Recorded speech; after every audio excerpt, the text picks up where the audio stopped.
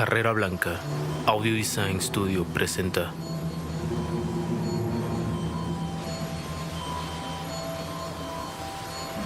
una obra escrita por Howard Phillips Lovecraft.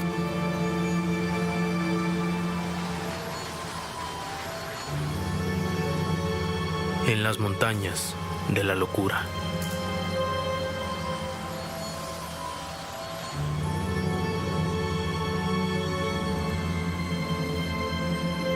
Parte 2.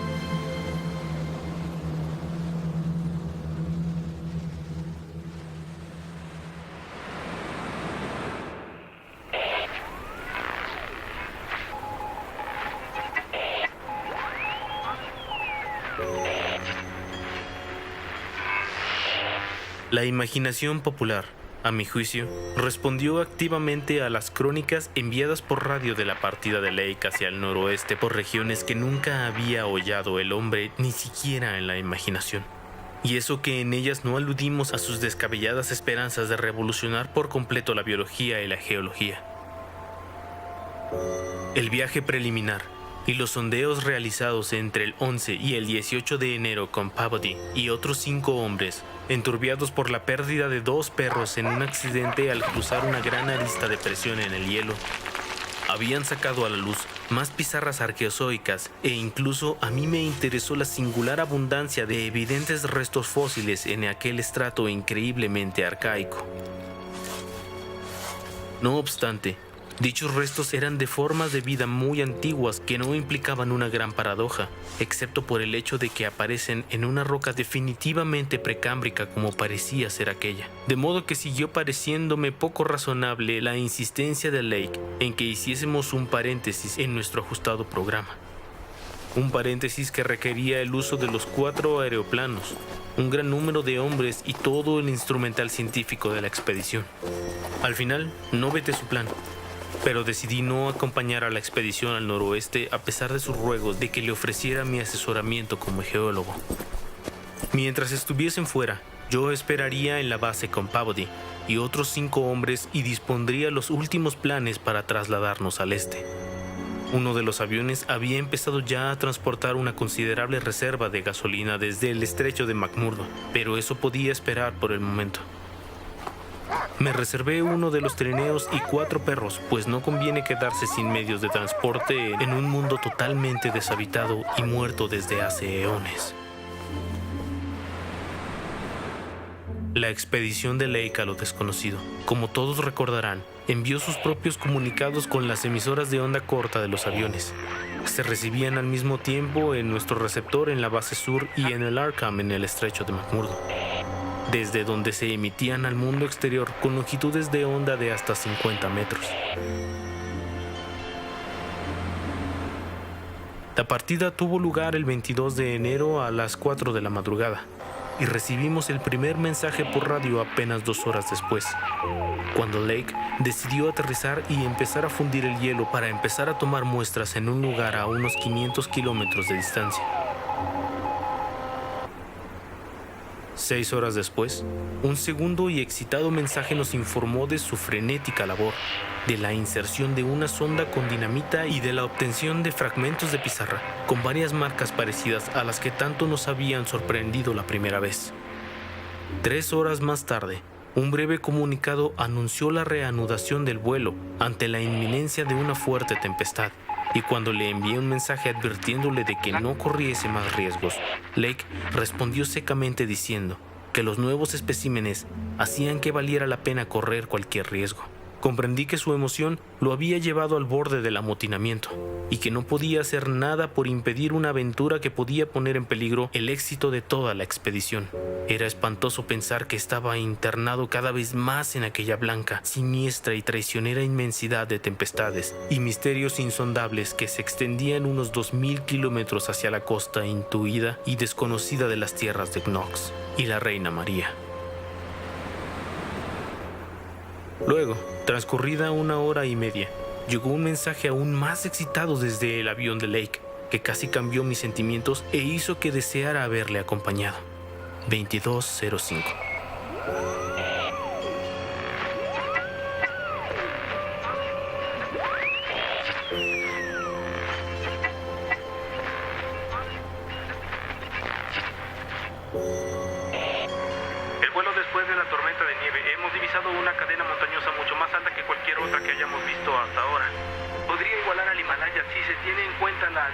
meseta. Probable longitud 76 grados, 15 minutos. Longitud 113, 10 minutos este. Se extiende a izquierda y derecha hasta que se pierde la vista. Nos ha parecido ver dos conos humeantes. Todos los picos son negros y sin nieve. El viento que sopla de ellos impide la navegación. Después de eso, Peabody, los hombres y yo nos quedamos sin aliento junto al receptor. Pensar en aquella titánica cadena montañosa a 1000 kilómetros de distancia inflamó nuestras ansias de aventura y nos alegró que la hubiese descubierto nuestra expedición, aunque no hubiésemos sido nosotros personalmente. Al cabo de media hora, Lake envió otro comunicado.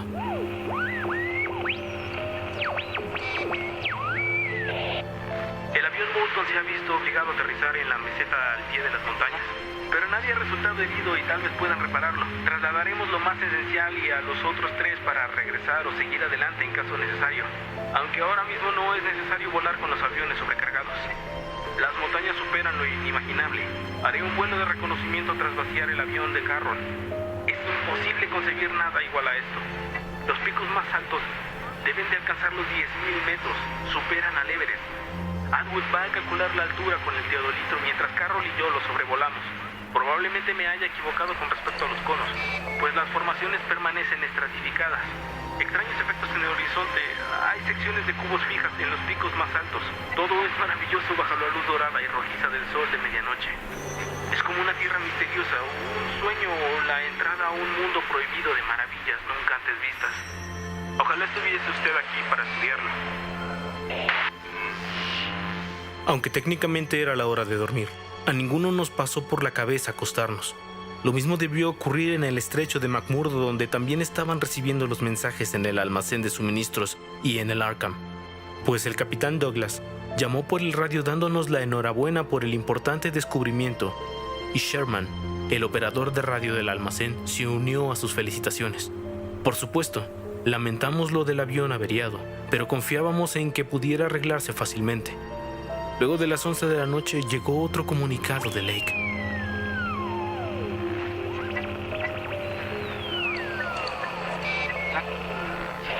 He sobrevolado con carro las estribaciones más altas. No me atrevo a intentarlo con los picos más altos con este tiempo, pero lo haré más tarde. La ascensión es terriblemente difícil a esta altitud, pero vale la pena. Es una cordillera enorme y muy compacta, por lo que resulta imposible vislumbrar lo que hay al otro lado. La mayoría de las cumbres superan al Himalaya y son muy extrañas. Las montañas parecen precámbricas, con claros indicios de otros muchos plegamientos. Me equivoqué respecto a los volcanes. Se extienden en todas direcciones. Por encima de 6.500 metros no hay nieve. Extrañas formaciones en las laderas de las montañas más altas. Grandes bloques cuadrados con paredes verticales y líneas rectangulares con contrafuertes verticales, como los antiguos castillos asiáticos que se aferran a las montañas en los cuadros de Roerich. Desde lejos son impresionantes. Volamos cerca de algunos y a Carroll le pareció ver que están formados por piezas más pequeñas, aunque probablemente sea efecto de la erosión. La mayor parte de las aristas están rotas y redondeadas, como si llevasen millones de años expuestas a las tormentas y a los cambios climáticos. Hay partes, sobre todo las superiores, que parecen de roca un poco más clara que ningún estrato visible en la ladera y cuyo origen debe ser cristalino. Al parecer pesadas a corta distancia, hemos visto numerosas cuevas, algunas extrañamente regulares, cuadradas o semicirculares. Tiene usted que venir a investigarlas. Creo haber visto un contrafuerte cuadrado en lo alto de un pico. La altura parece oscilar entre los 9.000 y los 10.000 metros. Ahora estoy a 6.500 con un frío constante. El viento sopla y silba en los desfiladeros en la entrada de las cuevas, pero hasta el momento el vuelo no reviste peligro. A partir de entonces, durante otra media hora, Lake siguió enviando comentarios y expresó su intención de escalar a pie algunos de los picos. Respondí que me reuniría con él en cuanto pudiese enviar uno de los aviones, y que Peabody y yo pensaríamos en el mejor modo posible de disponer del combustible en vista del cambio de objetivo de la expedición. Obviamente las perforaciones de Lake y sus vuelos de exploración requerirían transportar grandes cantidades a la nueva base que se instalaría al pie de las montañas.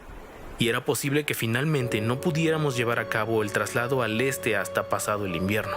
Llamé por radio al capitán Douglas y le pedí que descargara todo el material de los barcos y lo enviara al otro lado de la barrera de hielo con el único trineo que teníamos.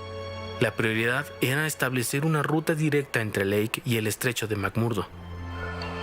Lake llamó por radio más tarde para decir que había decidido instalar el campamento en el mismo sitio donde había aterrizado el avión de Moulton y que las reparaciones continuaban lentamente.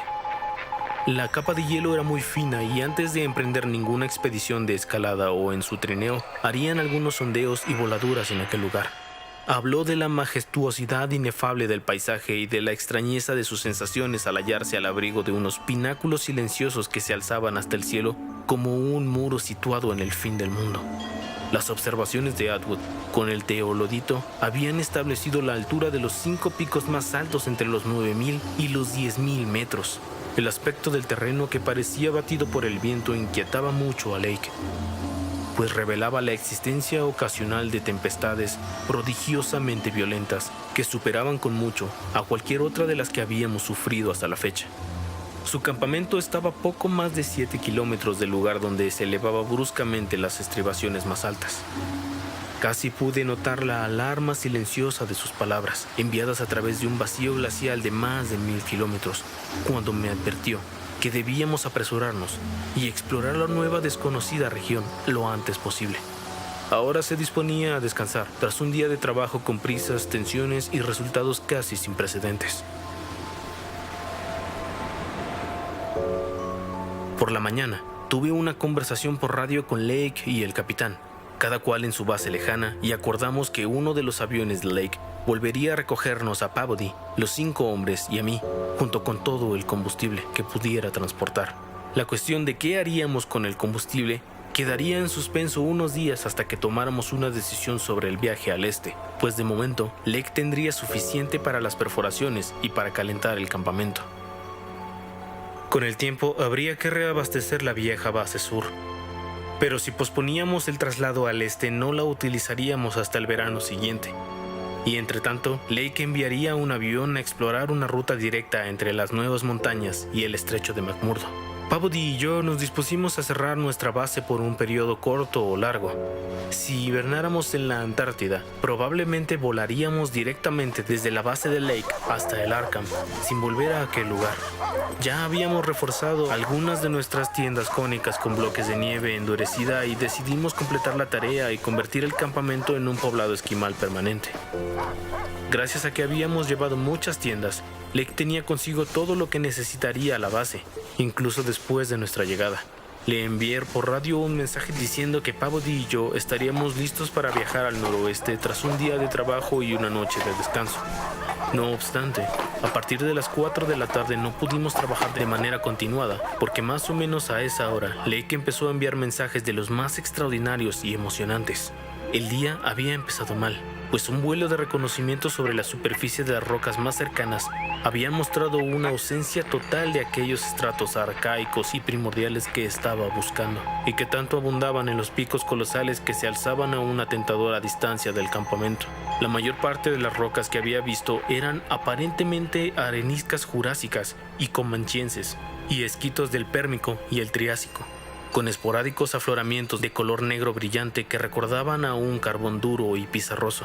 Eso desanimó bastante a Lake, que había contado con desenterrar especímenes de más de 500 millones de años de antigüedad.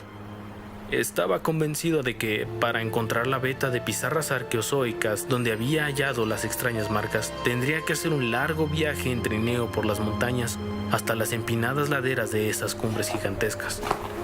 No obstante, había decidido hacer algunos sondeos en los alrededores como parte del programa general de la expedición. Por ello, montó el taladro y puso a trabajar a 5 hombres con él, mientras los demás terminaban de instalar el campamento y reparaban el aeroplano averiado.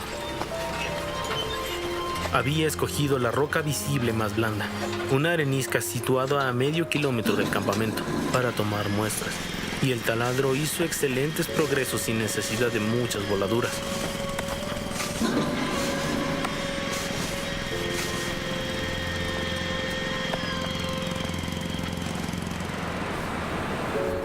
Solo 3 horas después, tras la primera explosión de importancia, se oyeron los gritos del equipo de perforación y del joven Gadney, que desempeñaba la función de capataz. Llegó corriendo al campamento con la sorprendente noticia.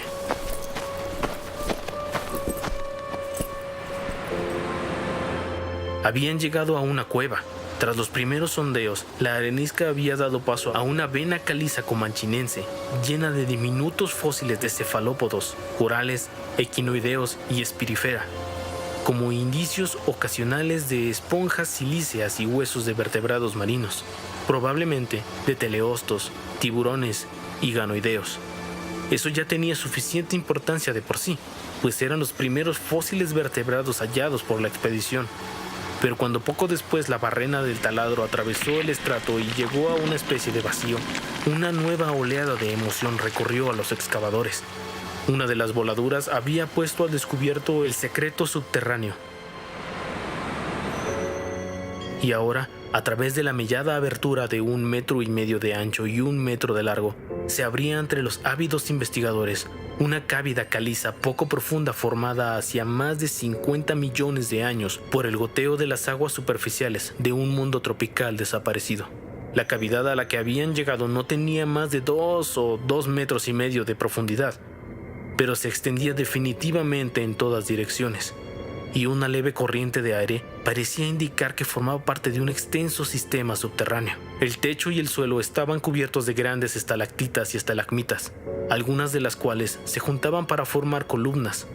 Pero lo más importante era el enorme depósito de conchas y huesos que en algunos sitios casi llegaban a tapar la cueva, arrastrados desde desconocidas selvas de hongos y helechos mesozoicos arborescentes, bosques de cicas terciaicas, palmeras y primitivas angiospermas. Aquella mezcla de huesos contenía restos de más especies animales cretáceas, océanas y de otros periodos geológicos que los que había podido clasificar o identificar en un año el mejor de los paleontólogos. Moluscos, caparazones de crustáceos, peces, anfibios, reptiles, pájaros y mamíferos primitivos grandes y pequeños, conocidos y desconocidos. No es de extrañar que Gadney corriera al campamento dando gritos, ni que todos dejaran lo que estaban haciendo y corrieran desafiando el cortante frío hacia el lugar donde la torre de perforación señalaba un nuevo acceso al interior de la Tierra y a eones desaparecidos. Una vez aplacada la primera punzada de curiosidad, Leigh garabateó un mensaje en su cuaderno y mandó al joven Moulton al campamento a enviarlo por radio. Fue la primera noticia que tuve del descubrimiento y hablaban de la identificación de conchas primitivas, huesos de ganoideos y placodermos, restos de laberintodones y tecodontes, grandes fragmentos de cráneo de masasauros, vértebras y placas de dinosaurios, dientes y huesos de alas de pterodáctilos, excrementos de Archaeopteryx, dientes de tiburón del Mioceno, cráneos de pájaros primitivos y cráneos, vértebras y otros huesos de mamíferos arcaicos como paleoterios, sifodontes, dinoceros, eohippus, oreodontes y titanoterios. No hallaron restos de fauna más reciente como mastodontes, elefantes, camellos, ciervos o bóvidos, por lo que Leigh concluyó que los últimos depósitos se habían producido durante el Oligoceno y que la cueva llevaba en ese estado muerto e inaccesible al menos 30 millones de años. Por otro lado, la prevalencia de formas de vida primitivas era muy singular, aunque la formación caliza era, tal como demostraba la presencia de fósiles de ventriculites incrustados, clara e inconfundiblemente comanchinense y no anterior. Los fragmentos sueltos de la cavidad incluían una sorprendente proporción de organismos hasta entonces considerados característicos de periodos mucho más antiguos, entre ellos peces rudimentarios, moluscos y corales de periodos tan remotos como el Silúrico y el Ordovícico. La deducción inevitable era que en esa región del mundo había producido una continuidad excepcional entre la vida de hace más de 300 millones de años y la de hace solo 30 millones de años, hasta el punto en que esa cantidad se había prolongado más allá del Oligoceno cuando se cerró la cueva. Era pura especulación. En cualquier caso, la llegada de la terrible glaciación del Pleistoceno hacía unos 500.000 años, prácticamente ayer si se compara con la edad de la cueva, debió poner fin a todas las formas de vida primitivas que se las habían arreglado para sobrevivir más allá de su época. Lake no contentó con su primer mensaje, sino que escribió otro comunicado y lo envió a través de la nieve al campamento antes de que regresara Moulton. A partir de ese momento, Moulton se quedó en la radio de uno de los aviones y se dedicó a transmitirnos, a mí y a Larkham, para informar al mundo exterior. Los frecuentes mensajes que Lake le fue enviando con una sucesión de mensajeros. Quienes seguirían los periódicos recordarán la expectación que despertó entre los científicos aquella serie de noticias, que ha llevado finalmente, después de todos estos años, a la organización de la expedición Starkweather-Moore, que tanto interés tengo en desalentar. Vale más describir los mensajes literalmente, tal y como los envió Lake y cómo los transcribió McTighe, el operador de radio de nuestra base, a partir de sus anotaciones taquigráficas.